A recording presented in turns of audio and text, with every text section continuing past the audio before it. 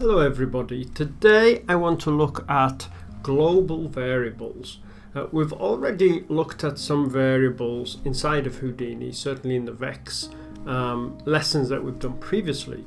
And local variables within the VEX context were really used as just a temporary variable within what we were writing in our code. A global variable is something which can be used in any situation within Houdini if it's needed, and is really just a shortcut, I guess, for some other information that you might have. It's variables and attributes, they're very similar.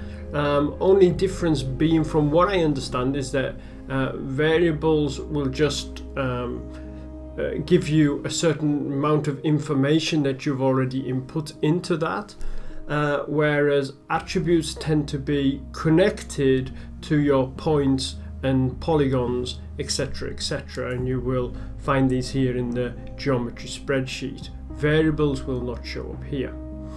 There's a slightly different way in order to access variables, and I will explain that and show that to you now. So let's start by maybe creating a sphere. In fact, let me just create a geometry first of all, and then come on. All right, and then a sphere. I think my Wacom tablet is playing up a little bit today. Okay, and what I want to do with this, let's make this so I can see it better, and I'm going to change this just for the hell of it. Why not, right? Okay, now where will I find my global variables? So what I need to do, I need to go into my edit menu, and if I go down here, aliases and variables, open this, click on the tab here for variables, and I can see the variables which are my globals. There's not too many here, I don't think. Nope, just a few. So let's look at, for example, this one, pi. Now we know that pi is this long number, and in fact it goes on indefinitely, but if I want to refer to this, I don't want to have to type this number out each time. So I can create a variable in order to make it easier for me to access. And in this case, we've got this capital PI. It's important to note that variables tend to use capitals when they're being created. It's just kind of the convention, I guess, that is used. However, you can use lowercase, but try to stick to uppercase if you can, especially if you're transferring files between different artists. So anyway, let's take a look at this. And now, say for example, let me create a transform, and I want to maybe move this sphere in this direction. Where is my this direction? In fact, oops, at AZ. Alright, oh, that is very fast. Alright, my Wacom is definitely a bit problematic today. Let me see if I can get this moving. In fact, I will change and I'll just use my trackball for now. Alright, so taking that aside, let's take a look at this. So I've got this pi and I've got this number. Now I want to input this number here, and I want a shortcut way to do that using a variable. So what I can do is I can go into this translate here, and I can use this pi variable. Now you might remember that with attributes, when we locating an attribute or trying to call an attribute, we will use this at before it. However, with a variable, we have to use the $ before it.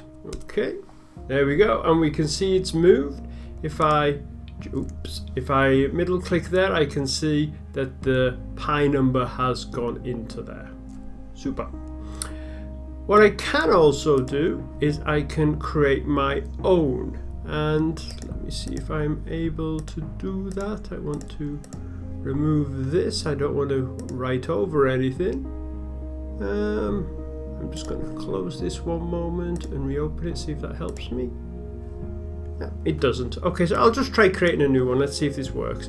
So I'm going to call this one let me call this height. So I'm going to use capitals, and the value for height will be, let's say, 2.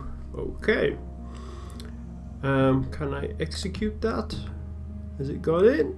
There we go. Super. Height, and I can see my value is 2. In fact, let me change that to a height of 2.225. Let's make it something a bit more complex to make a point for it.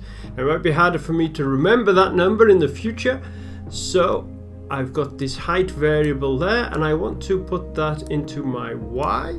So remember, I put the $ and put in height, and there we go. If I left click on that and open that up, I can see that that number is there too. So really, if you can see, it's just a shortcut, and maybe you might need that in your project and you're using the same thing repetitively a number of times. If you want an easy way to remember it, you can add it as a global variable, and yeah, you're good to go. Okay, personally, I don't use global variables very often. I probably should use them more, but they're there if you need them.